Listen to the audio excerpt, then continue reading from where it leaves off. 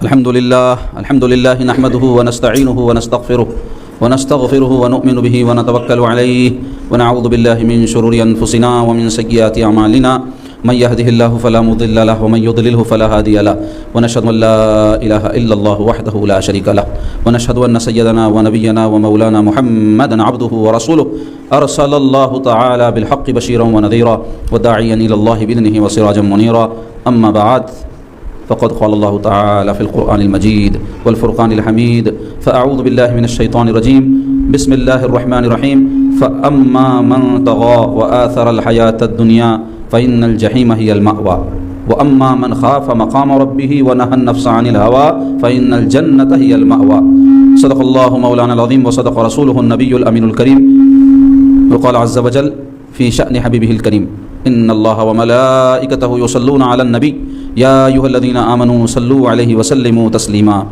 اللهم صل على سيدنا شفيعنا حبيبنا ونبينا ومولانا محمد وعلى آله وصحبه وبارك وسلم اللهم صل وسلم وبارك على آل محمد وعلى آل محمد. عزیزوں بزرگوں دوستوں پیاری بہنوں حاضرین و ناظرین، اللہ تعالیٰ کے فضل و احسان سے 10 روزہ محافل کی 5 محافل اختتام کو پہنچی، یعنی نصف سلسلہ مکمل ہوا اور ابھی آدھے مجالس باقی ہے اور آج کے بعد تو 4 مجالس انشاءاللہ باقی رہیں گی.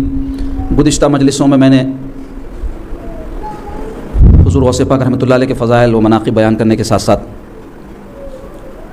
تزکیہ نفس کی اہمیت، تاکید، ضرورت وغیرہ کے حوالے سے آپ کو مخاطب کیا، اور اس اثناء میں نے یہ بات آپ سے عرض کی تھی کہ تزکیہ نفس کے بغیر انسان کو فلاح یعنی کامیابی نصیب نہیں ہو سکتی، یعنی اس کی آخرت نہیں سنور سکتی، کیونکہ کامیابی کا جو کانسیپٹ ہے ہمارے دین میں وہ ہے آخرت. کیونکہ دنیا کی زندگی کی کامیابی اور ناکامی دائمی نہیں ہے، پرماننٹ نہیں ہے. دنیا میں اگر کوئی ساری عمر کامیاب بھی رہے لیکن اس کی آخرت اگر خراب ہو جائے تو وہ دنیا کا کامیاب ناکام ہے. اور دنیا میں ایک شخص مفلوق الحال مصیبت، پریشانی، تکلیف اور مصیبت میں ساری زندگی گزار کے دنیا سے چلا جائے لیکن اس کی آخرت اگر سنور جائے تو وہ ہمیشہ ہمیشہ کا کامیاب ہے. تو یہ ہے اسلامی تعلیمات کی اصل، جس کو سمجھنے کی ضرورت ہے. تو عزیزان گرامی، تزکیہ نفس میں ہوتا کیا ہے؟ بری خصلتیں انسان سے دور ہو جاتی ہیں.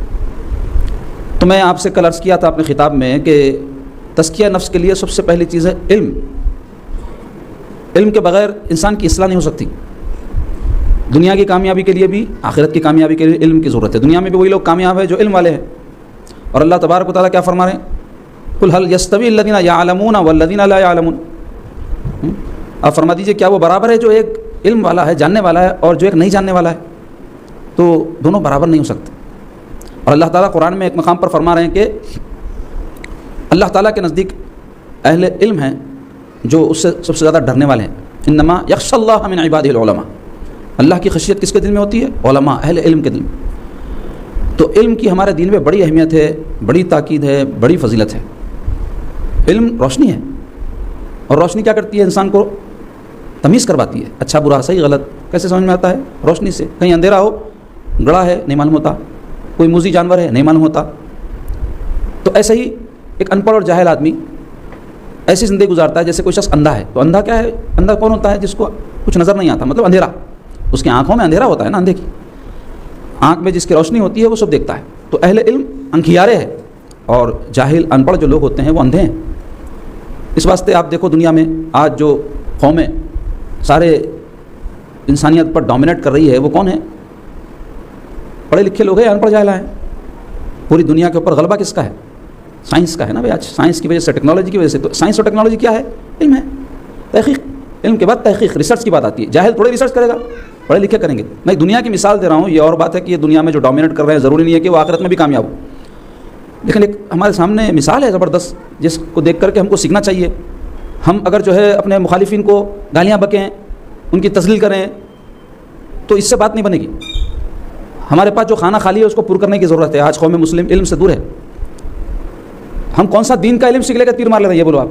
بھائی دیکھو غیر قومیں جو ہے نا، ان کے پاس تو دین وین کی کوئی اہمیت نہیں ہے، نہ ان کے پاس دین کا کوئی کانسیپٹ ہے. خاص طور پہ جو مادیت پرست لوگ ہیں یا سائنٹسٹ لوگ ہیں وہ دین وین کو نہیں مانتے. تقریباً ملحدین ہیں، وہ مذہب دین کے ماننے والے نہیں ہیں. ہم ماننے والے ہیں. تو ہم جس کو ماننے کا دعویٰ کر رہے ہیں اس کو مان کر کے ہم نے کون سا تیر مار لیا، یہ بول رہا ہوں. یعنی ہم حقیقت میں جیسا دین سیکھنا ہے اور ہمارے دین کا جو علم ہم کو سیکھنا ہے، جس کے ہم ماننے والے ہیں، وہی ہم کو نہیں آتا.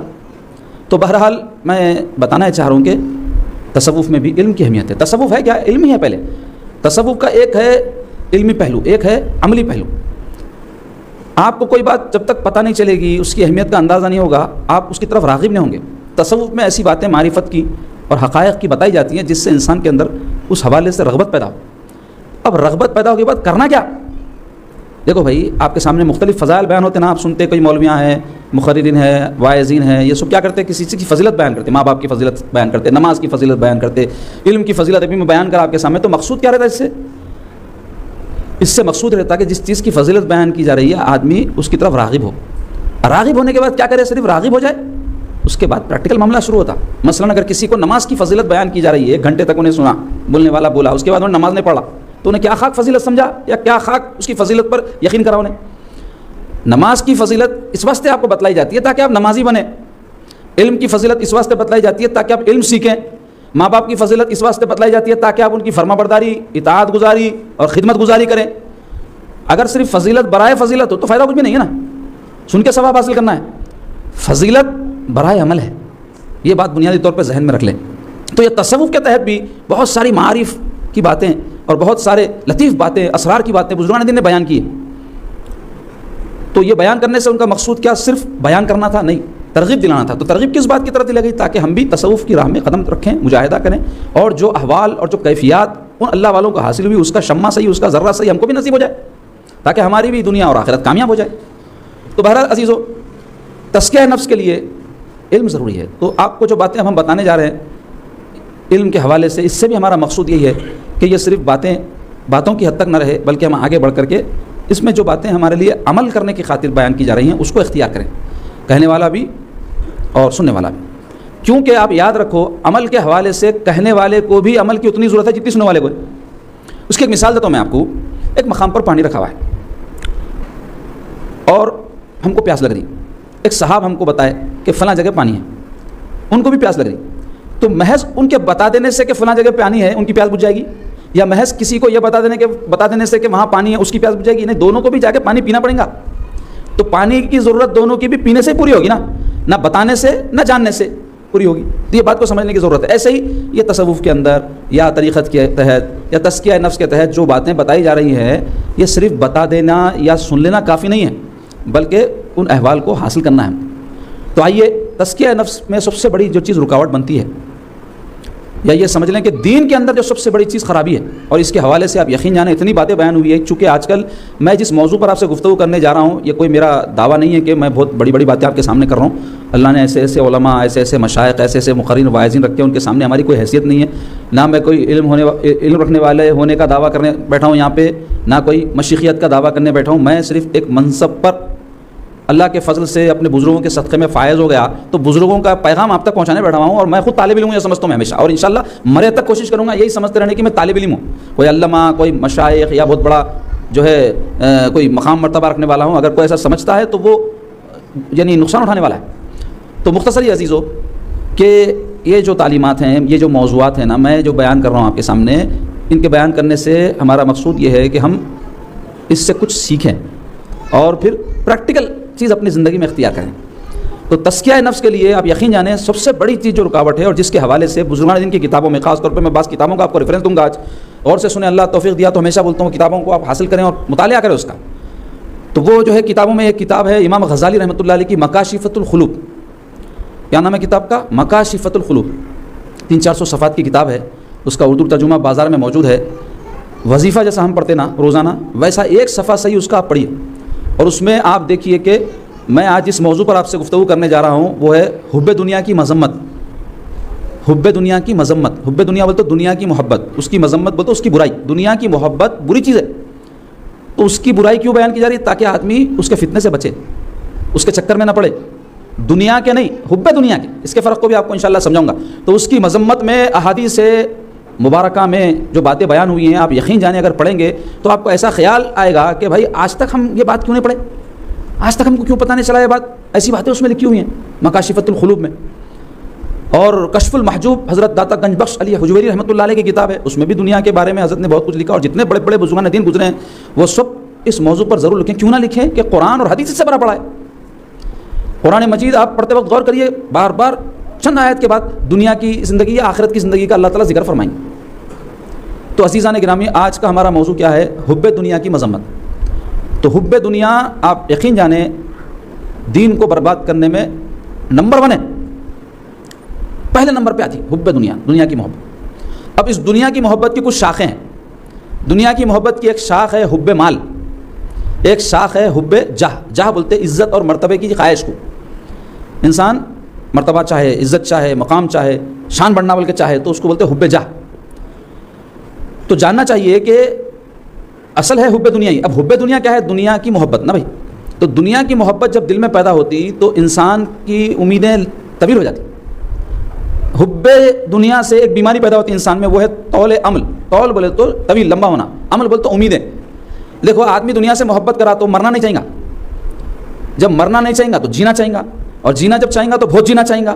تو جب بہت جینا چاہیں گا تو یہ زندگی ایسے ہی نہیں جی جاتی. اس کے لیے انسان کو مال کی ضرورت پڑتی ہے. بنتا تو پھر لوگ لا کے اس کے پاس پیسے ڈال کے جاتے، مال ڈال کے جاتے ہیں. اور کئی کاروباری لوگوں کو دیکھیں گے آپ، بڑی دکانیں ان کی، بڑے سیٹ ہے مشہور، تو بولتے بھائی آپ بیچ کے پیسے دو، آپ کے پاس رہنے دو پیسے. اور غریب کوئی آدمی ہے تو انہیں بیچارہ پھرتا رہتا، میرے کو مال دو، میرے کو مال دو بول.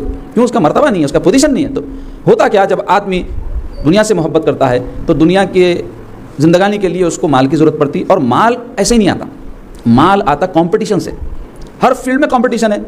آپ دنیا کے کاموں میں تو چھوڑ دو، دین کے کاموں میں آج کل کمپٹیشن ہوگا. علماء نے لڑ رہے ہیں کہیں، میں بڑا عالم تو بڑا عالم، میں بڑا مشائخ تو بڑا مشائخ. تو کمپٹیشن کے بغیر مال نہیں آتا.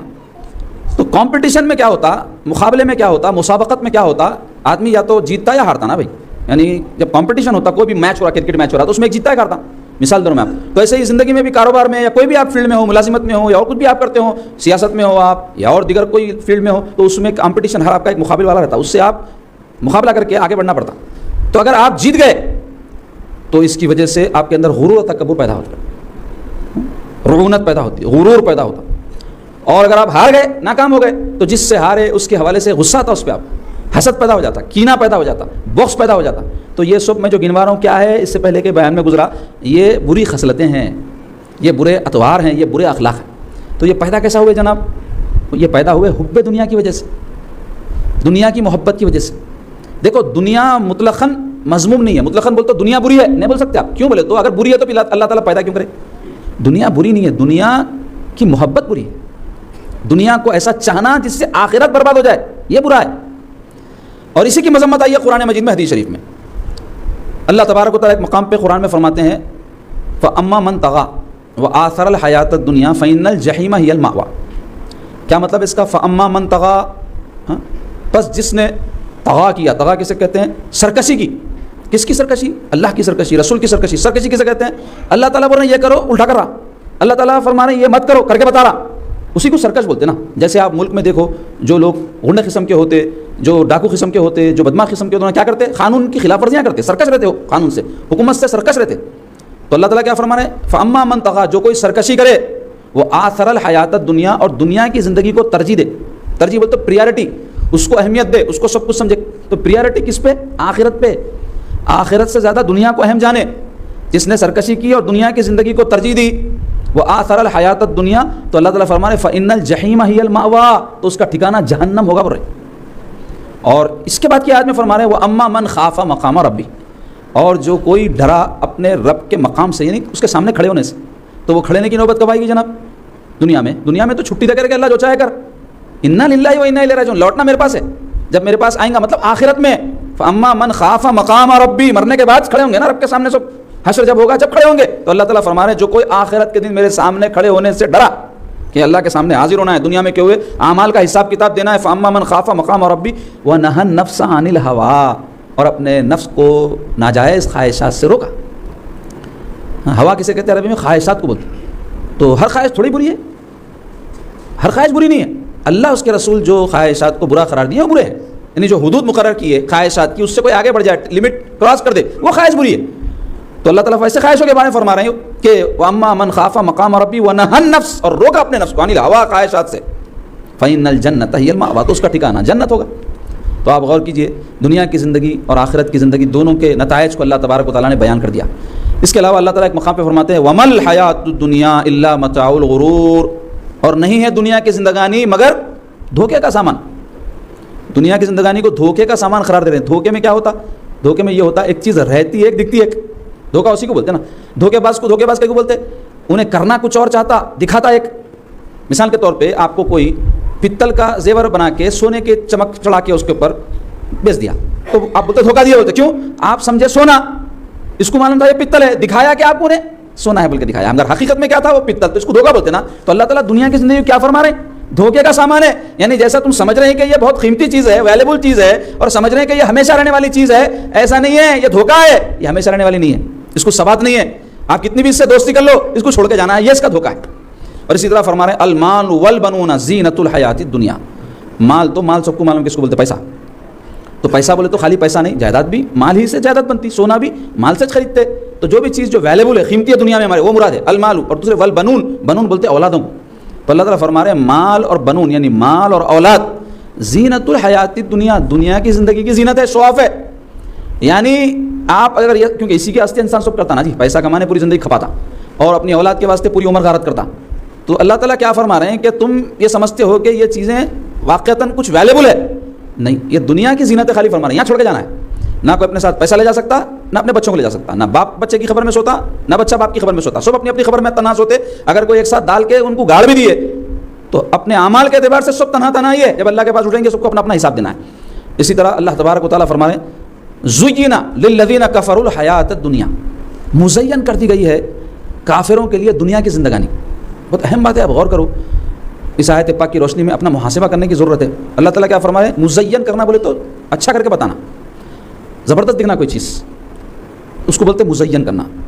تو اللہ تعالیٰ فرما رہے ہیں دنیا کی زندگانی کافروں کے لیے مزین کی گئی ہے، مسلمان کے لیے نہیں۔ مسلمان دنیا کی زندگی کو جب پیش نظر رکھتا ہے تو یہ سمجھتا ہے کہ یہ دنیا فانی ہے، یہ دنیا مٹنے والی ہے، کوئی چیز میں اپنے ساتھ لے جانے والا نہیں ہوں۔ اللہ کے پاس جب جاؤں گا تو میرے دنیا میں کیے ہوئے اعمال کے مطابق میرا معاملہ ہوگا، نہ وہاں مال کام آئے گا، نہ اولاد کام آئے گی، نہ زیور کام آئے گا، نہ اقتدار کام آئے گا، نہ مرتبہ کام آئے گا، نہ منصب کام آئے گا، کوئی چیز کام نہیں ہے۔ کافر کیا سمجھتا ہے؟ میرے بچے سب کچھ ہے میرے لیے، میری دولت ہی سب کچھ ہے، میرا گھر سب کچھ ہے۔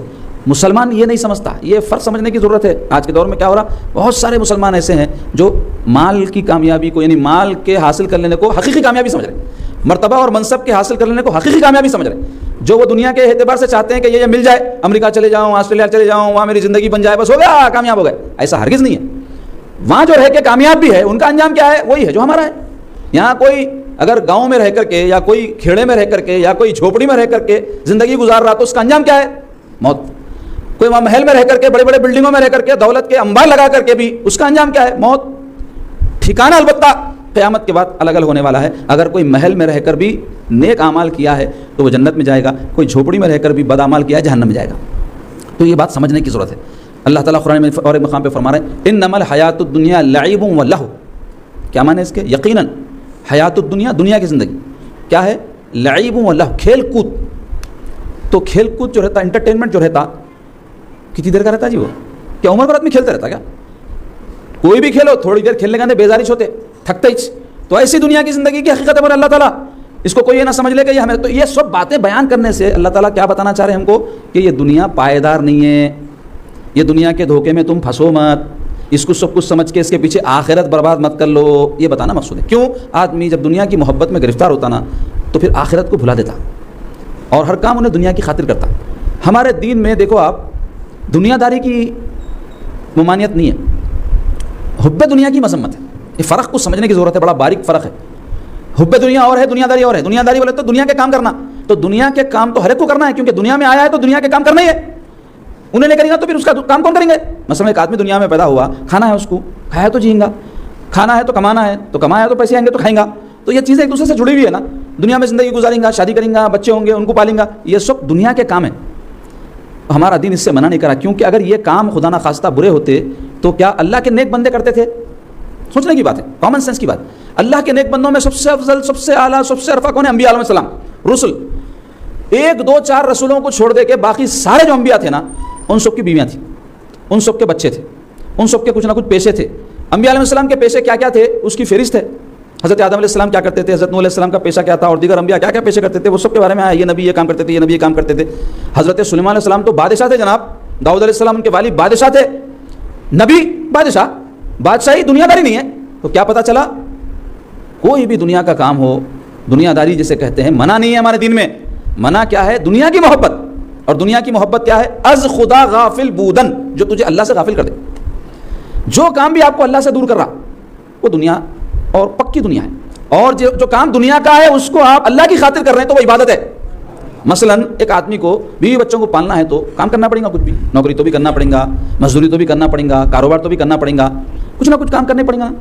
تو کوئی انسان اگر کام جو بھی کر رہا ہے نیت یہ کرے کہ میں حلال روزی اپنے اس کام سے حاصل کروں, کیونکہ اللہ اس کے رسول نے حلال روزی کمانے کا حکم دیا ہے, اور میں اس حلال روزی سے اپنے بیوی بچوں کی بدوباش کروں, ان کی زندگی کے تمام چیزوں کی تکمیل کروں, تاکہ میرے کو کسی کے آگے ہاتھ نہ پھیلانا پڑے. تو یقین جانو کام تو وہی ہو رہا جو ایک دنیا دار بھی کر رہا, لیکن آپ جو کر رہے ہیں کام کا کام بھی ہے, عبادت کی عبادت بھی ہے.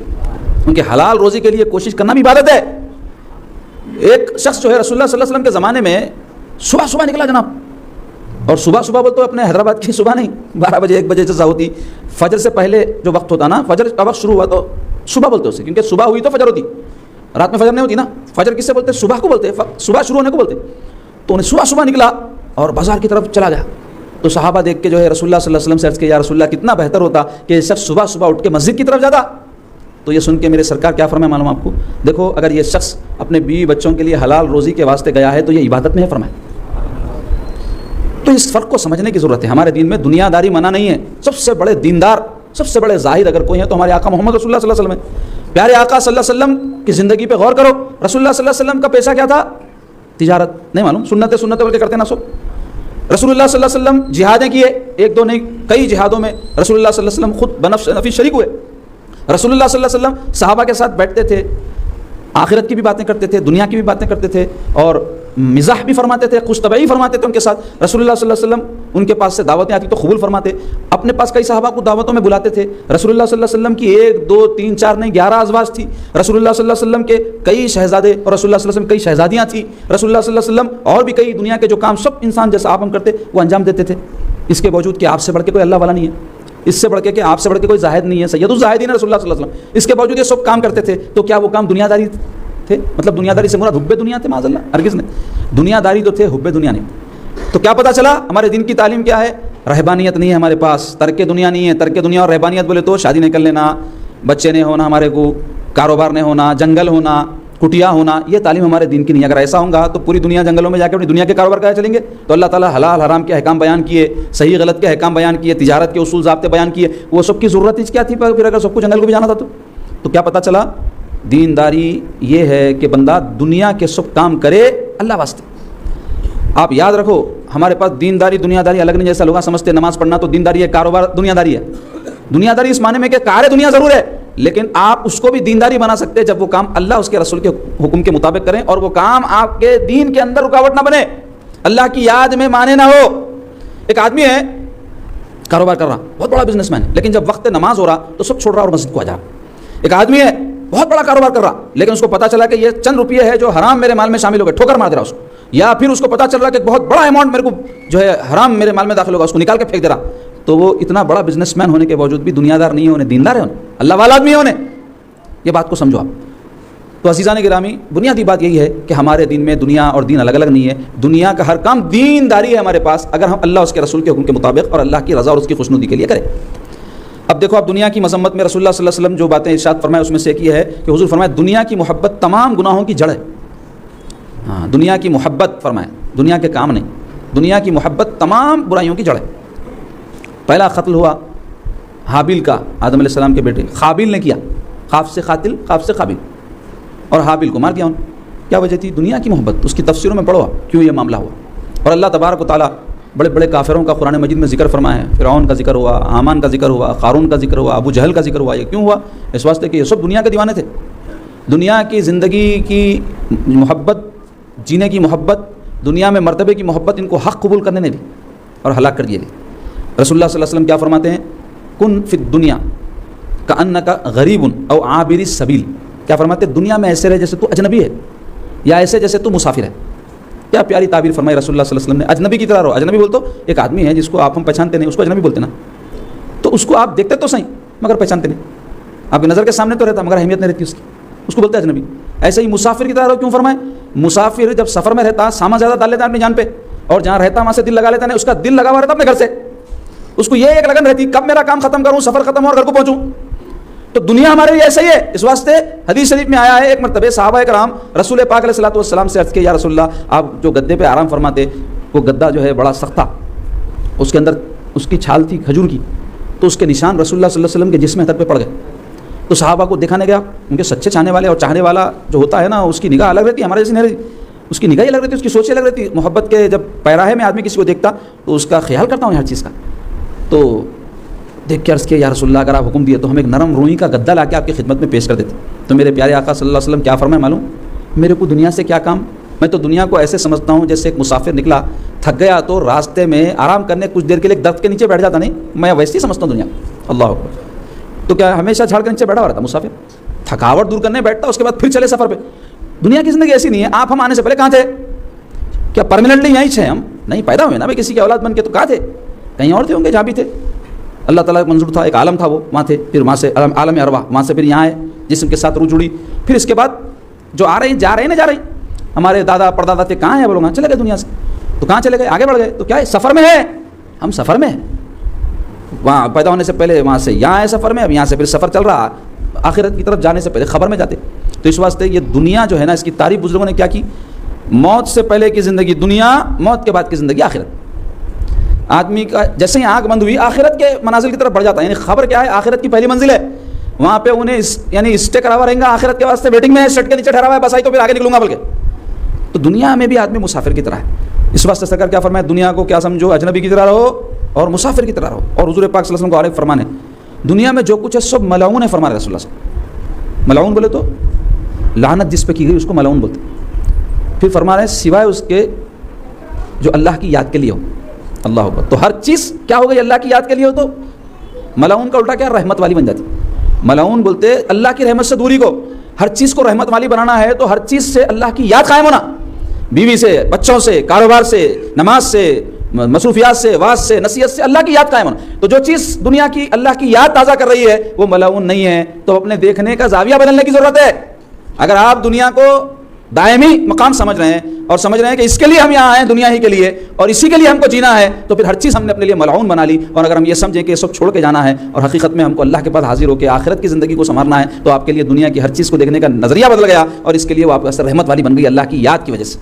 اس فرق کو سمجھنے کی ضرورت. اس کے علاوہ سرکار پاک صلی اللہ علیہ وسلم نہ صرف اپنے اقوال سے بلکہ کئی موقعوں کی مناسبت سے اپنے صحابہ کو نصیحت فرماتے تھے. جیسے آپ دنیا میں بھی دیکھو کئی ایسے سمجھدار ماں باپ رہتے, کوئی بات ہوئی تو بلا کے بچے کو وہ موقع سے سمجھاتے, دیکھو میاں یہ جو حرکت ہوئی یہ صحیح نہیں ہے, دیکھو ایسا ہوا تو یہ ہوتا, ویسا ہوا تو ہوتا. اور ایسے ہی کئی واقعہ دیکھے چلتے سڑک پہ تو بولتے دیکھو میاں یہ حرکت کرنے کی وجہ سے یہ مسئلہ ہوا. دیکھو سمجھدار جو ماں باپ رہتے, استاد سمجھدار, مرشد سمجھدار رہتا تھا, سکھاتا.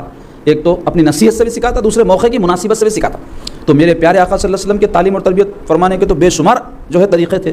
تو اس میں سے ایک طریقہ یہ تھا کہ کوئی احوال یا کوئی موقع کی مناسبت سے کوئی بات سمجھانا.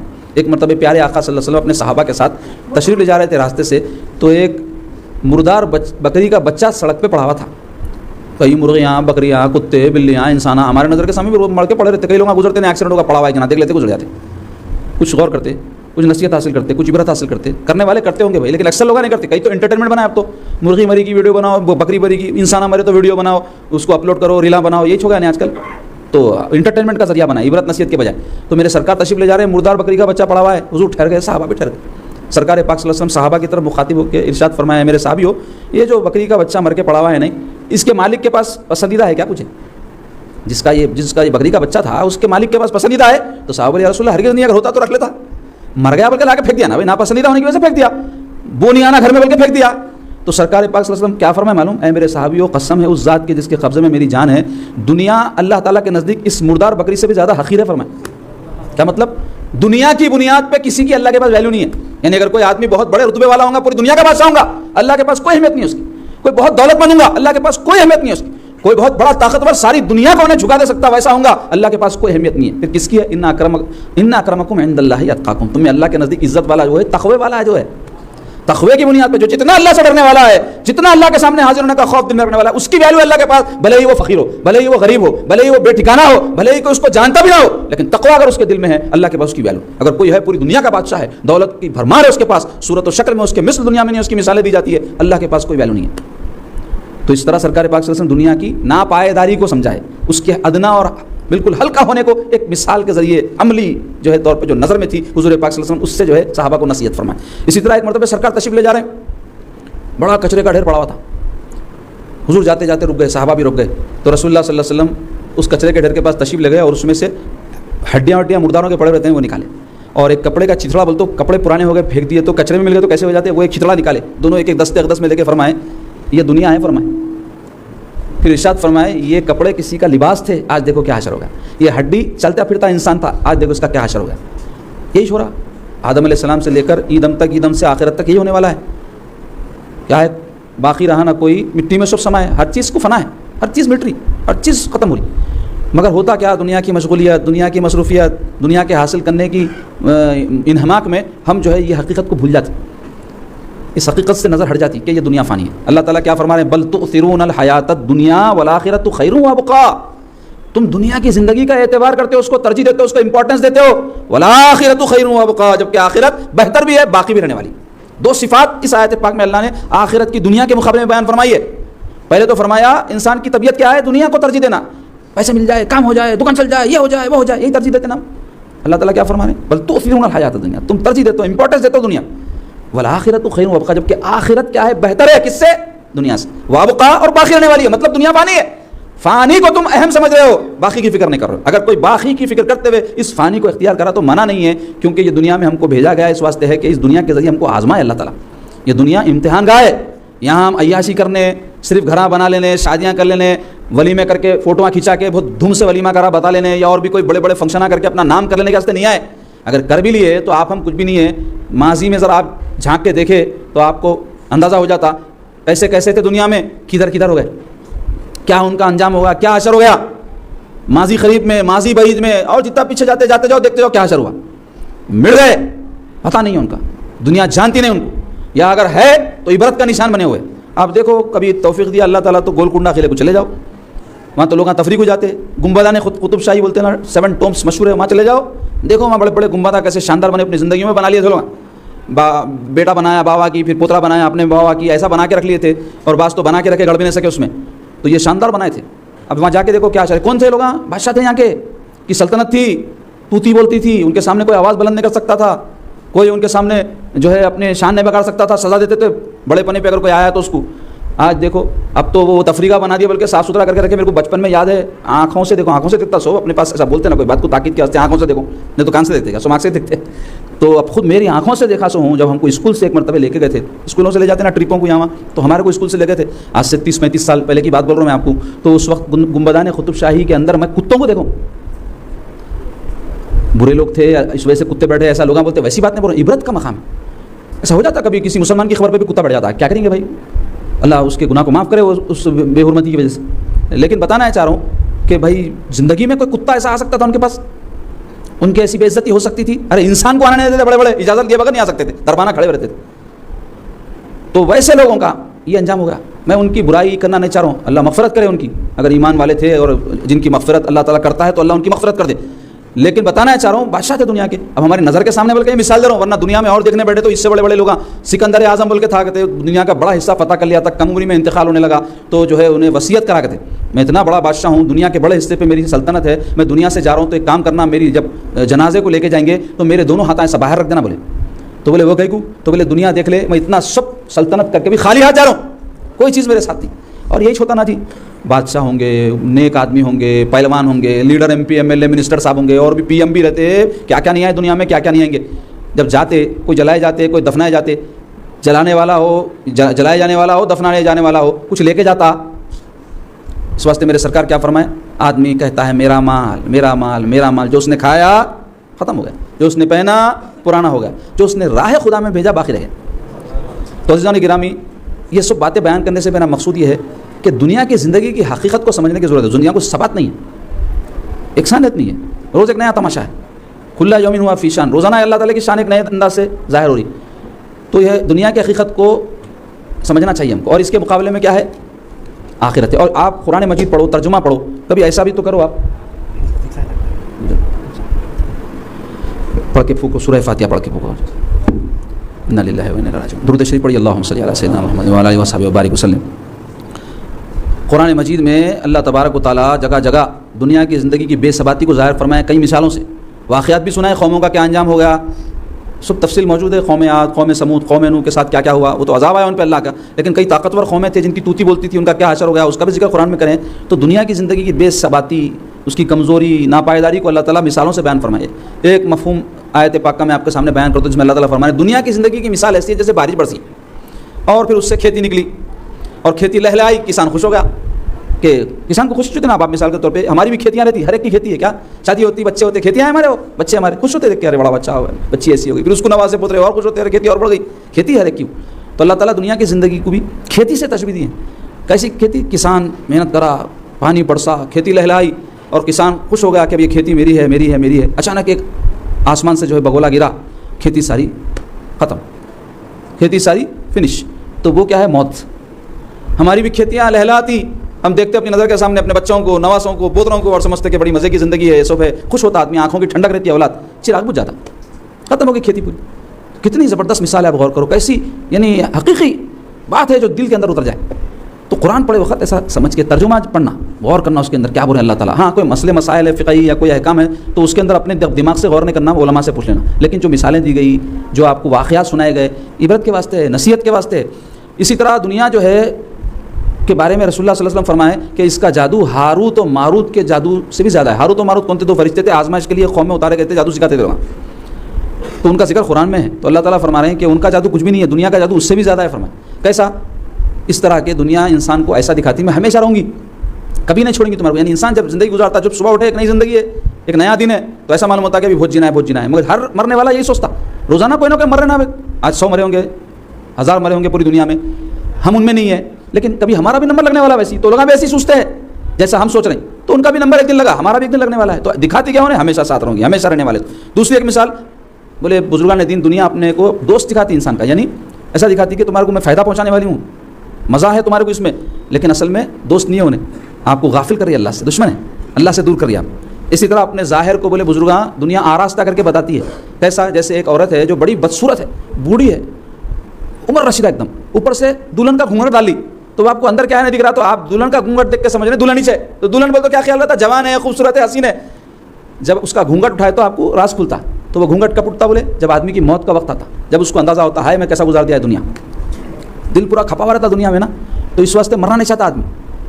ایک واقعہ حضرت مولانا نور رحمۃ اللہ علیہ اپنے مثنوی شریف میں لکھے ہیں کہ ایک جو ہے بزرگ ایک عطر کی دکان پہ گئے تھے, تو وہاں جا کے جو ہے یوں یوں یوں دیکھنے لگے. تو وہ دکاندار دیکھ کے بولا کیا ہے حضرت, کیا ہونا؟ تو بولے ہونا کچھ بھی نہیں, میں دیکھ رہا ہوں یہ دکان دیکھے بعد تیری جان کتنی مشکل سے نکلتی.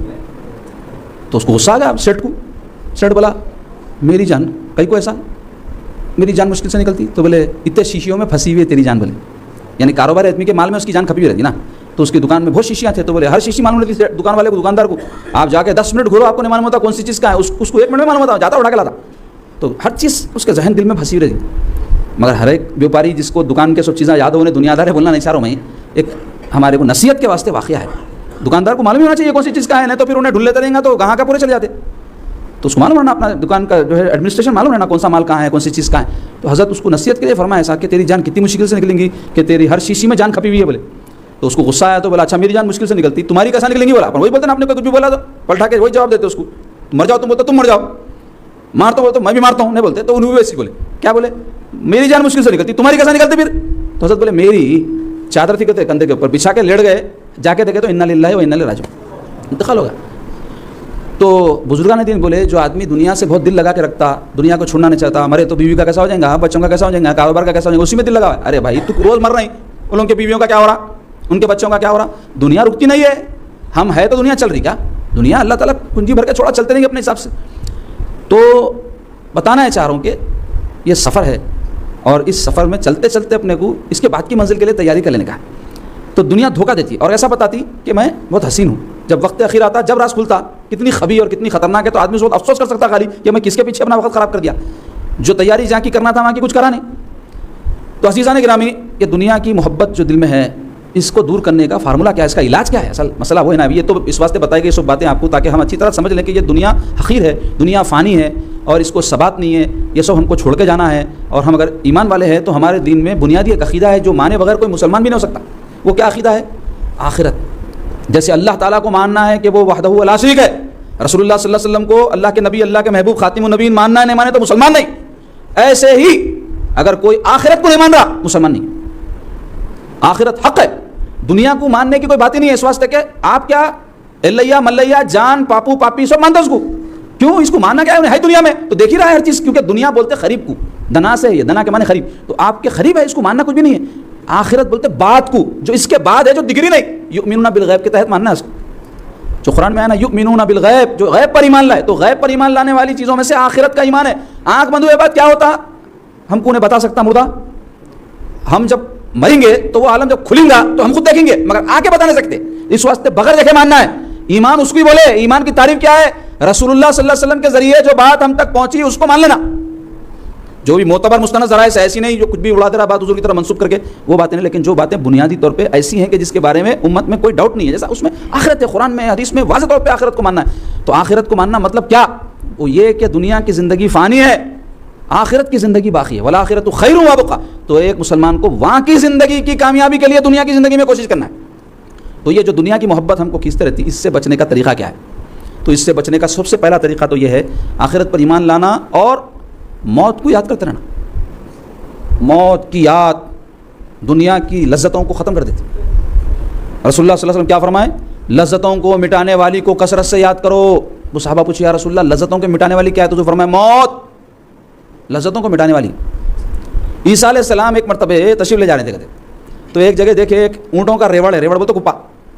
ایک اونٹ ہے جوان، اپنے نوجوان جیسے رہتے نا، اونٹوں میں بھی رہتے جوان بوڑھے سب رہتے نا. تو وہ نوجوان اونٹ جو ہے دوسرے اپنے کپے کے اونٹوں کو ڈچے مار رہا تھا، کہتے اس کو مارا اس کو مارا. جیسے آج کل ہمارے نوجوان بھی نہیں کرتے، گاڑی لے کے نکلے ادھر کٹ مار دیے ادھر کٹ مار دیے، اس سے لڑ لیے اس کو مار دیے. تو وہ جوانی میں رہتا ہے ایک جوش، ایسا کچھ کر گزروں. اگر یہی جو جوش ہے ہوش کے ساتھ صحیح راستے پہ لگا تو کارنامہ بن جاتا، اور اگر ایسا نہیں ہوا تو پھر ڈیزاسٹر بن جاتا. ڈیزاسٹر تو ہمارے نوجوان ڈیزاسٹر کرتے رہتے، ٹینشناں لڑائیاں جھگڑے، اپنی طاقت کو غلط کاموں میں لگاتے. ایک آدمی کسی سے لڑ کے اس کو 4-5 کو مار دیا، کیا کارنامہ ہے جی؟ اس سے کیا ہوا؟ کیس بک ہو جاتا، انہوں بھی اندر اس کی ہڈیاں توڑ گئے، انہوں مارے تو انہوں جو ہے اندر چلے گئے، انہوں جوتے کھائے تو انہوں خبر کے اندر چلے گئے. کیا کارنامہ ہوا اس کے اندر؟ کیا فائدہ ہوا؟ وہی طاقت اگر تحقیق میں لگتی، وہی دین میں لگتی، ماں باپ کی خدمت میں لگتی، اور بھی کوئی کاموں میں لگتی، تو پھر وہ کام اس کا بن جاتا، دنیا کا بھی بنتا، آخرت کا بھی بنتا. تو مختصر یہ کہ آخرت کے حوالے سے موت کو کثرت سے یاد کریں. تو موت کی یاد لذتوں کو مٹا دیتی، اس کا مطلب. تو موت کی یاد بولے تو کیا تسبیح لے کے وظیفہ موت موت موت موت، ایسا نہیں. اٹھتے بیٹھتے آدمی غور کرے کہ بھائی ایک ایک لمحہ جو میری زندگی کا گزر رہا مجھے موت کے قریب کر رہا. ہر آدمی کو اللہ تعالیٰ ایک عمر دے کے بھیجے نا بھائی. خود اس کو نہیں معلوم جس کی عمر ہے کتنے سال جیتا گی. کوئی 50 کا ہے، کوئی 60 کا ہے، کوئی ایک دم 30-40 میں چراغ بجھ جا رہا. تو بتانا چاہ رہا تھا واقعہ میں کہ حضرت عیسیٰ علیہ السلام دیکھ کر ڈچے مار رہا نوجوان ہے. تو آپ کو اللہ نے ایسی وہ معجزانہ بات عطا فرمائی تھی کہ کان میں جا کے کچھ بول دیا، اس کو بول کے چلے گئے آگے. اب وہاں سے واپس جب لوٹے جا کے تو وہ اونٹ کا مالک بھاگ لیتا ہے عیسیٰ علیہ السلام کے پاس. عیسیٰ علیہ السلام فرمایا کیا ہے؟ تو بولے آپ جاتے جاتے وہ میرے اونٹ کو کیا بول کے گئے. اس کے بعد سے جو بیٹھ گیا کونے میں، بیمار ہو گیا، نہ کھا رہا نہ پی رہا، مرنے کی ایسی حالت ہوگی. تو آپ فرمایا میں اس کو اتنے ہی بولا تو قریب ہے مرنے والا ہے، ان قریب تیری موت ہونے والی ہے بولے. تو وہ جیسے ہی آپ فرمائے تو اس کے اوپر یہ کیفیت تاری. تو جانوروں کے اندر یہ احساس نہیں رہتا کہ اپنی موت کی یاد کا میں مرنے والا ہوں، اللہ انسان کو دیا ہے. اس واسطے رسول اللہ صلی اللہ علیہ وسلم کیا فرمائے؟ جیسے موت کا خیال تم کو آتا ہے اور موت کے بارے میں تم کو جو احساس ہوتا ہے نا، وہی احساس اگر کسی جانور کو ہو جائے تو ایک بکرا تمہارے کھانے کے قابل نہیں ملے گا بولے، فرما نہیں رہیں گا، پورے جھلڈی ہو جائیں گے. تو موت کی یاد رکھو، آپ ایمان کو تازہ کرتی ہے. موت کی یاد آخرت کی طرف متوجہ کرتی ہے. اللہ والے کبھی اپنی موت کو نہیں بھلاتے تھے، ہمیشہ اس کو پیش نظر. مطلب یہ نہیں ہے کہ موت سے آدمی ڈر کے مر جائے، مطلب یہ کہ موت کو پیش نظر رکھ کے مرنا تو ایک دن ہے، اس کے لیے تیاری کیا ہے. حضور پاک صلی اللہ علیہ وسلم کیا فرمائے؟ عقل مند وہ ہے جو موت کو کثرت سے یاد کرے اور ماں بعد موت کے لیے تیاری کرے. ماں بعد موت کے لیے تیاری مطلب آخرت کے لیے عمل کرے، آخرت کو سنوارنے کی کوشش کرے. آج عالم یہ ہو گیا، میں کئی لوگوں کو دیکھوں، اللہ معاف کرے، غفلت میرے سے بھی ہوتی ہوں گی موت کے حوالے سے، اس کی یاد کرنے کے حوالے سے. اچھے عمروں کے مجھ سے بھی بڑے عمر کے ہیں، 60 سال 70 سال، اب میری 50 سال عمر ہے. تو اگر کسی کی 55 ہے تو میرے سے بڑا ہے، انہیں کوئی 60 کے بھی ہوں گے، 65 کے بھی ہوں گے. بہت سے ایسے لوگوں کو دیکھا میں، میرے پاس چونکہ مسائل لے کے رجوع ہوتے تو میں ان کے پولا نہیں کھولنا چاہ رہا ہوں، بتانا چاہ رہا ہوں، بالکل موت سے غافل. ان کو فکر ہی نہیں ہے، ان کو وہی دنیا کی لگا ہوا ہے. میں برائی نہیں کرنا چاہ رہا ہوں، بتانا چاہ رہا ہوں کہ موت سے غفلت انسان کو ہلاک کر دیتی. ہلاک ہونا بولتے مرنے کچھ بولتے نا, ایک ہوتا دنیا کا مرنا, وہ تو وقت پہ اپنا جو ٹائم فکس سے مریں گے, آخرت برباد ہو جاتی. تو موت کو ہمیشہ پیش نظر, کیا جوان کیا بوڑھا, ہر ایک کو اس کا خیال رکھنا ضروری ہے. دوسری بات یہ ہے کہ جنازوں میں شرکت کرنا ہمارے دین میں بہت تاکید آئی نا, جنازوں میں شریک ہو. کئی کو فرمایا رسول اللہ صلی اللہ علیہ وسلم, کیونکہ موت آنکھوں میں پھٹ جاتی. مگر اب آج کے دور میں دیکھنے میں یار لوگ جنازوں میں بھی گئے, تو میں کل یا پرسوں ذکر کرانا, فلمنگ کر رہے ہیں, فلمنگ. لوگ تڑپ رہے ہیں مرتے ہوئے, تو ان کے ویڈیو اتار رہے ہیں, بجائے مدد کرنے, ان کو دواخانے نہیں بھی پہنچائے تو کم سے کم ان کے رشتہ داروں کو تو اطلاع کرے تو آگے لے جاتے. احساس ختم ہوگا, بے حسی ایسی آ گئی. تو جنازوں میں شریک ہونے کی کیوں تاکید ہے ہمارے دین میں؟ سرکار فرمائے نماز میں کوئی شریک ہوا تو اس کو جو ثواب ملے گا نا, انہیں کندھا دیں گا تو اس سے زیادہ ثواب ملے گا, جتنے قدم چلیں گا اتنا ثواب ملے گا, قبر میں اتاریں گا اس سے زیادہ ثواب ملے گا, تدفین کا عمل پورا ہونے تک ٹھہریں گا تو اس سے زیادہ ثواب ملے گا. بلکہ حدیث میں اس کی فضیلتیں آئی ہے. کیوں آئی؟ تاکہ جتنی دیر انہیں رہیں گا موت کی یاد قائم رہیں گی دل میں. قبرستانوں کو جانے کا حکم ہے آپ کو معلوم, رسول اللہ صلی اللہ علیہ وسلم کا ارشاد ہے کہ میں نے تم کو قبرستان جانے سے منع کیا تھا, اب میں تم کو حکم دیتا ہوں قبرستانوں کو جاؤ. کیوں؟ اس سے آخرت کی یاد تازہ ہوتی ہے, فرمائے سرکار پاک صلی اللہ علیہ وسلم. اس وجہ سے حکم دیا سرکار قبرستانوں کو جانے کا. کیا حال ہے قبرستانوں میں گھر بنا کے رہ جا رہے ہیں, جاؤ کہیں رہ جاتے بولے. کتنے آپ دیکھ لو, ہمارے سرکار شیران صاحب قبلہ کی بارگاہ سے ذرا 10 قدم آگے بڑھو, وہاں سے مقبرے شروع ہوتے, زندے رہ رہے ہیں اس کے اندر. پہلے جو خبریں تھے صاف کر کے رہ جا رہے ہیں. اب کون کرا کون رہ رہا کچھ بھی ہوگا, مگر کس درجے بے حسی پیدا ہوئی بتانا چاہ رہا ہوں. کئی لوگ قبرستان میں رہ گئے تو ان کا دل بھیٹ ہو جاتا بولتے, جبکہ ایسا نہیں تھا. اللہ والے لوگ قبرستانوں کے قریب ہی گھر بناتے تھے. اور کئی لوگوں کا تو ایسا حال ہے, گھر کے بازو قبرستان ہے, بیمار پیٹ میں درد ہو, ارے قبرستان کے پاس رہنے سے ہو رہا تھے, سر میں درد ہو رہا, ارے تم جس گھر میں رہ رہے ہیں کہیں بھی ہوں گے وہاں نیچے خبر آئی کہ آئی کہ اللہ کو معلوم. حضرت آدم علیہ السلام کے زمانے سے لے کر آج تک جو زمانہ گزرا, کتنے انسان آئے, کہاں مر کے کہاں گڑے ہوئے نہیں معلوم, کہاں کا قبرستان کی. تو اس کی ریسرچ نہیں ہوئی, اپن خالی ظاہری قبرستان کے. ڈرتا مسلمان موت سے ڈرتا نہیں. موت ایک حقیقت, اٹل حقیقت ہے, اس کو پیش نظر رکھ کے تیاری کرتا, ڈراتا نہیں جیسا لوگ ڈرتے. کئی تو عورتیں میرے کو حیرت ہوتی, آتے میرے پاس, حضرت ذرا پڑھ کے پھونکو, ذرا تعویذ دیو. کیا ہوا اماں؟ نہیں میں کل موتا میں گئی تھی, جا کے آئے بس سے میری حالت خراب ہو گئی. ارے بھائی وہ بیچارہ مسلمان, انہیں مر گیا, اس کے گھر میں غم, وہ لوگ پریشان, تمہارے کو ایک نئی کہانی لگی. کیا بولتے موتا میں جا گیا تو اثرات ہو گئے, کہتے موتا کے کیا سوچ ہے بتاؤ. اب جبکہ ہمارے پاس حکم یہ موتاؤں میں جاؤ, جنازوں میں جاؤ, قبرستانوں میں جاؤ, تاکہ عبرت حاصل ہو تمہارے کو, تم سمجھو کہ تمہارا بھی نمبر لگنے والا ہے, اس کے بعد تم کیا تیاری کر رہے ہیں. تو یہ مقصود ہے. تو حب دنیا سے بچنے کا یہ میں آپ کو علاج بتا رہا ہوں. اس کے علاوہ ضرور ہے مریضوں کی عیادت کرو. بلکہ آیا کئی کو انہیں موت کے قریب ہوتا, بیمار ہوا تو موت کمزور کرتی نا آدمی کو. کمزوری کی بات کیا ہے, موت ہے. اب سب بیمار مر جاتے ہیں ضروری نہیں ہے, لیکن خود پہ موت کا حال طاری ہونا بولے تو مریض کو دیکھے تو اندازہ ہوتا ہے کہ بھائی میں بھی گھٹ مٹ پھر رہا ہوں, دیکھو اللہ کا شکر ہے, یہ بیچارہ کیسا کمزور ہو کے پڑ گیا, میں پڑ گیا تو کیسا. ایسا سیکھتے تھے لوگ جی, پہلے عبرت حاصل کرتے تھے. اب انٹرٹینمنٹ بنا ہے ہر چیز کو. اس کے علاوہ نیک لوگوں کی صحبت میں بیٹھنا دل نرم ہوتا ہے. ایسے لوگ جو موت کی آپ کو یاد دلائے, آپ کو آخرت کی طرف متوجہ کرے, غفلت میں مبتلا نہ کرے. ایسے واعظین, ایسے مقررین جو آپ کو بیجا امیدیں پیدا کر رہے ہیں اور ایسا جو ہے آپ کے دل میں خیال پیدا کر رہے ہیں تم جو چاہے کرو. بلکہ کئی ہیں ایسا بولتے ہم ہے نا بخشا لیتے, ہمارا دامن پکڑ لیا بس ہے. دھوکہ دے رہی ہے, خود انہوں بخشے جاتے کہ نہیں, یہ اللہ کو معلوم. کون ایسا دعویٰ کر سکتا کہ میں بخشا جاؤں گا؟ بلکہ وہ تو قیامت کے دن اللہ تعالیٰ کے عنایت پر اور سرکار کے جو ہے کرم پر موقوف ہے یہ چیز. تو ہمیشہ یہ سمجھتے رہنا میرا کیا حال ہوتا ہے, میں جو کچھ بھی کراؤں قبول ہوتا کہ نہیں کہ اللہ کے پاس. بڑے بڑے عمل کر کے بھی لوگ خائب رہتے تھے اللہ کے حضور میں. سیدنا امام جعفر صادق رضی اللہ عنہ کے بارے میں آتا ہے, ایک مرتبہ اپنے پورے نوکروں کو بلائے کہتے, بٹھا کے بولے کہتے آؤ آج ہم تم ایک عہد کریں گے. عہد بولتے وعدہ کرنے کو بولتے ایک دوسرے سے. تو خادمہ بولے سرکار کیا عہد ہے؟ تو بولے یہ عہد کریں گے کہ ہم میں قیامت کے دن جو پہلے بخشا جائیں گا اپنے ساتھی کو بخشانا. تو یہ سن کے غلامہ خادمہ رونا شروع کر دیا, قرآن پپا ہوگا. بولے سرکار ہم غلام آپ کے اور آپ سرکار کے شہزادے, حضرت امام حسین کے پوتے ہیں نا امام جعفر صادق, آپ کا کیا مقام؟ تو اس پر آپ کیا فرمائیں؟ آپ کی تواضع کے قربان جاؤ, حالانکہ یہی لوگ ہیں جن کے صدقے میں لوگ بخشے جائیں گے, اور ایسے لوگ ایسے ہی ہوتے. تو آپ کیا فرمائیں؟ میرے کو نہیں معلوم قیامت کے دن میرے نانا جان کو میں کیا منہ دکھاؤں گا. اللہ اکبر. حضرت داتا گنج بخش علی حجویری رحمۃ اللہ علیہ واقعہ کشف المحجوب میں نقل فرمائیں, دیکھو آپ اٹھا کے.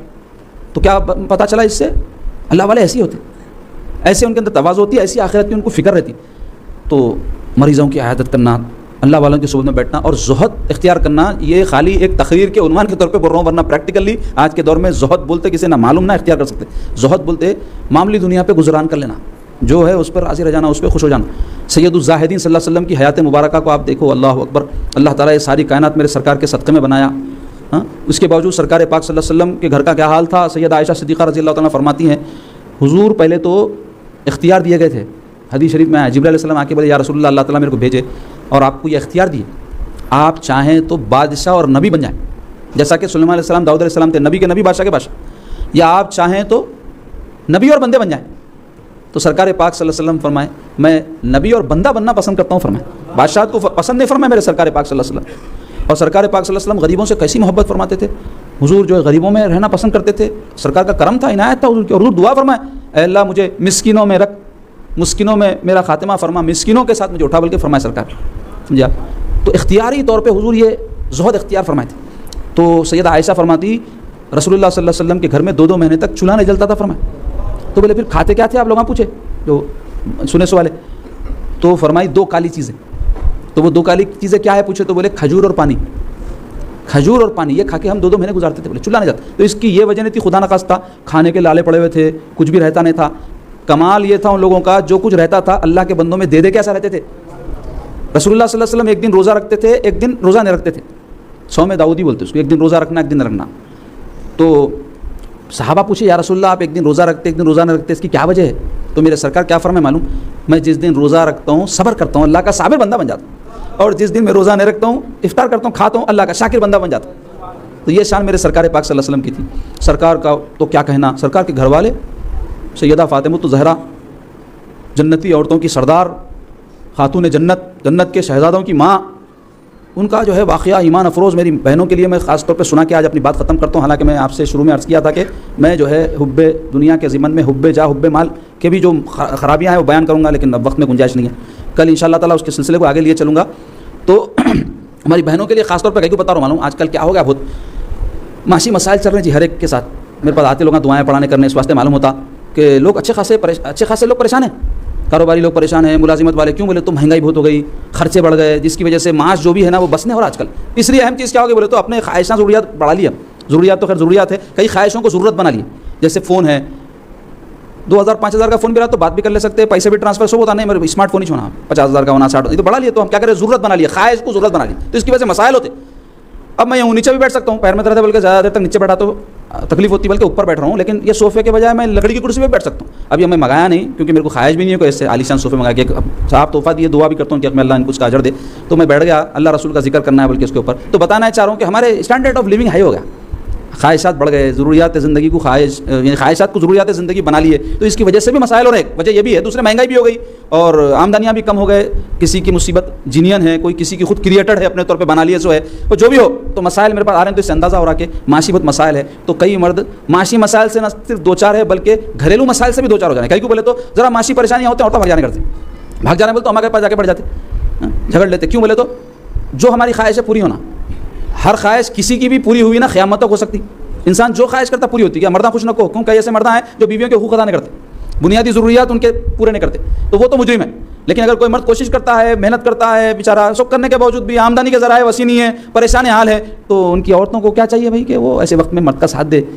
سیدہ خدیجہ الکبریٰ رضی اللہ تعالیٰ عنہ کے قربان جاؤ. رسول اللہ صلی اللہ علیہ وسلم کو جب کفار ستاتے تھے، ایذائیں پہنچاتے تھے، اور اس سے پہلے جب سرکار جا کر کے غار حرا میں عبادتوں میں مشغول رہتے تھے، تو حدیثوں میں آیا ہے کہ سیدہ خدیجہ عورت ذات ہوتے ہوئے وہ پہاڑ کتنا اونچا ہے جی، جا کے کوئی اللہ موقع دیا تو دیکھے کتنا اونچا ہے. یعنی تو انٹرنیٹ پہ پڑھے کتنا کئی کلومیٹر چل کے جانا پڑتا غار حرا میں جبل نور پہ، وہاں توشے دان لے کے جاتی تھی کہتے سرکار کھلانے. ایسی بیوی تھی.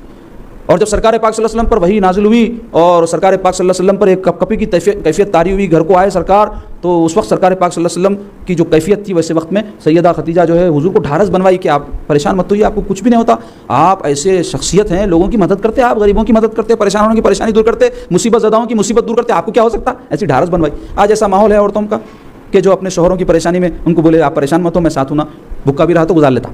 تو کئی عورتیں تو بھوکے رہ کے گزارے، واقعتاً ظالم بھی تھے ان کے شوہر تو گزارے. آج ہمارے کئی مسلمان بچیاں ایسے ہیں جو سب آرام چین ہوتے ہوئے بھی چھوٹی چھوٹی باتوں کے اوپر ایسا بول دیے، آج وہ پیزا لا کے نہیں کھلائے، فون ریچارج نہیں کرائے، پیمپراں لا کے نہیں دیے. ارے بھائی ہمارے بھی بچے بڑے ہوئے، پیمپراں پہن کے بڑے ہوئے کیا، اب نکل گئے، سہولت اللہ دیا تو پنا بھی دینے میں کوئی حرج نہیں ہے. مگر کئی مرد رہتے ہیں ان کی معاشی حالت نہیں رہتی. بھائی 20 روپے کا پیمپر ہے، ایک ہی ٹرپ میں صاف ہو جاتا ہے، 10 منٹ کے اندر پھر اور ایک کرا تو اور ایک لاؤ، کہاں سے لیں گے بیچارہ انہیں. تو سمجھنا، عورت نہیں سمجھ رہے. تو اب دیکھو سیدہ فاطمہ الزہرا رضی اللہ تعالیٰ عنہا، سیدۃ النساء العالمین جن کا لقب ہے، جنت کی تمام عورتوں کی سردار، ان کی کیا شان ہے؟ ان کی شان دنیاوی مال و متا سے نہیں ہے، ان کی شان زہد سے ہے، جو اپنے بابا جان کے جو ہے اتباع میں وہ کیا کرتی تھی. ایک مرتبہ میرے سرکار کو اطلاع ملی کہ ان کی شہزادی بیمار ہے، تو پیارے آقا صلی اللہ علیہ وسلم ان کی عیادت کے لیے تشریف لے گئے. تو ان کے ساتھ عمران بن حسین رضی اللہ عنہ نام کے ایک صحابی تھے، اور علماء کہتے ہیں اس وقت پردے کا بھی حکم نہیں آیا تھا، اس واسطے سرکار ساتھ لے گئے تھے. تو جب پہنچے دروازے پر حضور دستک دیے، تو کیا معلوم ہوا اپنی بیٹی کے بھی گھر پہ گئے تو دستک دے کے جانا. لوگ کیا کر رہے ہیں آج کل ہے بولے کہ گھس جاتے ہیں، ارے آدھا بھی نہیں معلوم.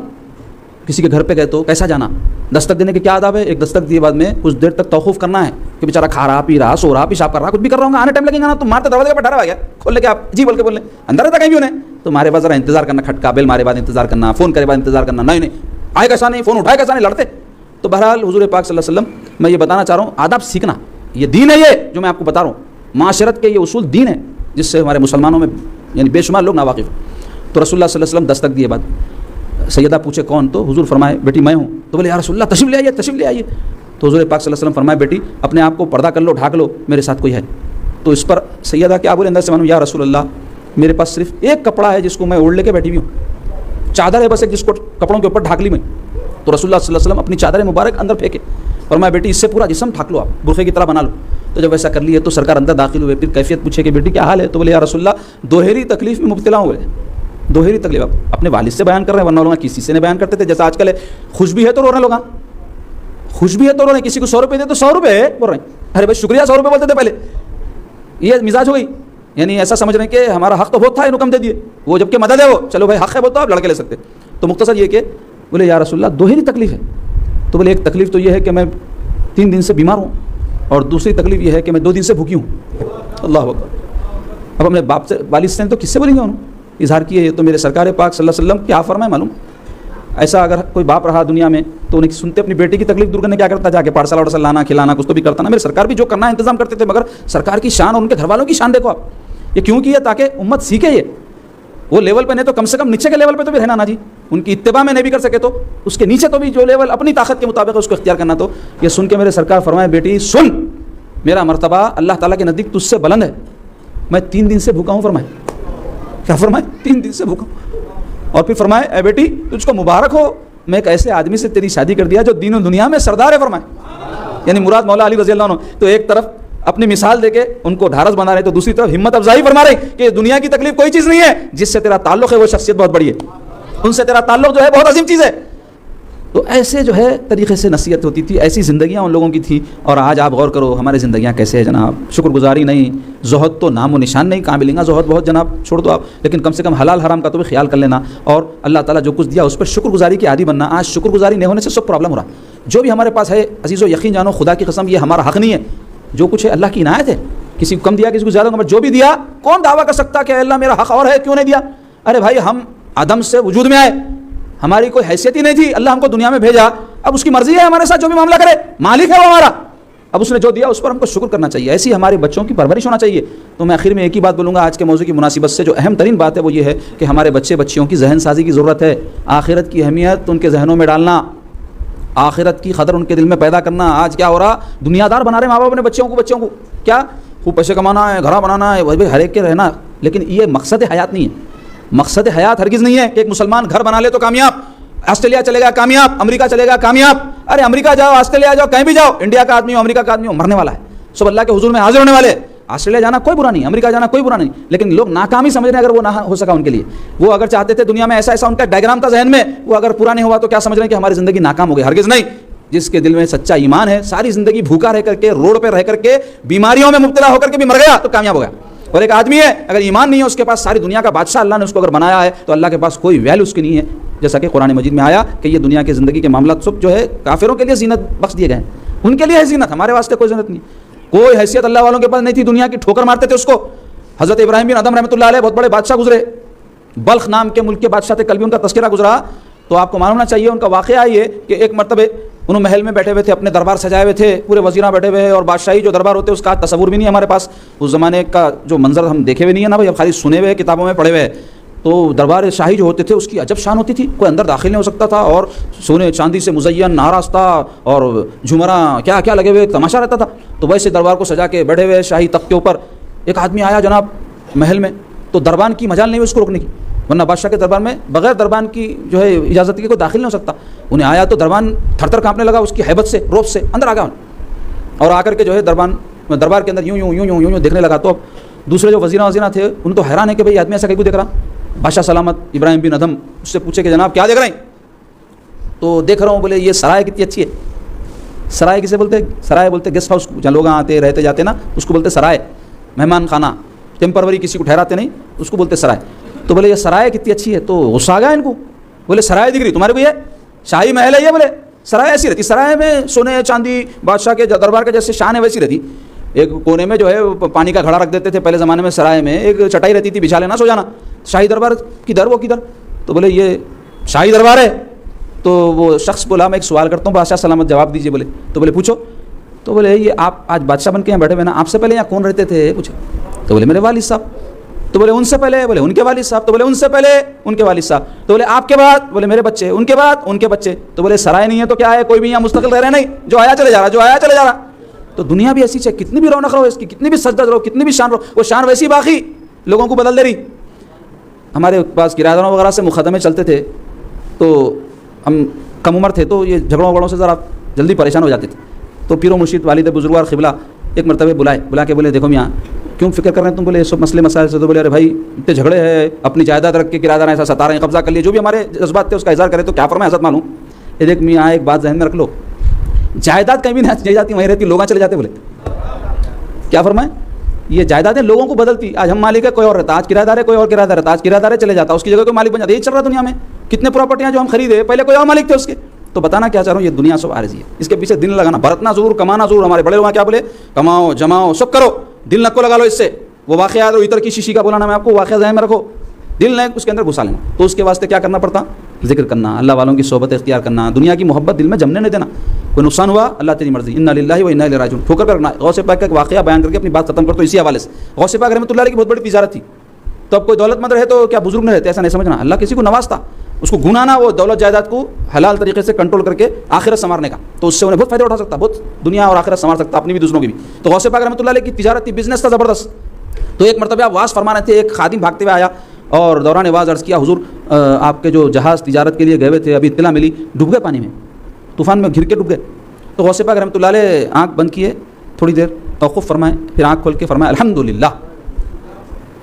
سب حیران، نقصان پہ کوئی الحمدللہ بولتا، زیادہ سے زیادہ انا للہ و انا الیہ راجعون بول دے تو بہت بڑی بات ہو گئی. تو کچھ دیر کے بعد میں پھر وہی خادم بھاگتے ہوئے آیا، بولا سرکار جو خبر اور اطلاع تھی وہ جھوٹی تھی، آپ کے جہاز صحیح سلامت ہے، کچھ نہیں ہوا. پھر آپ آنکھ بند کیے، کچھ دیر توقف کیے، آنکھ کھولے اور فرمایا الحمدللہ.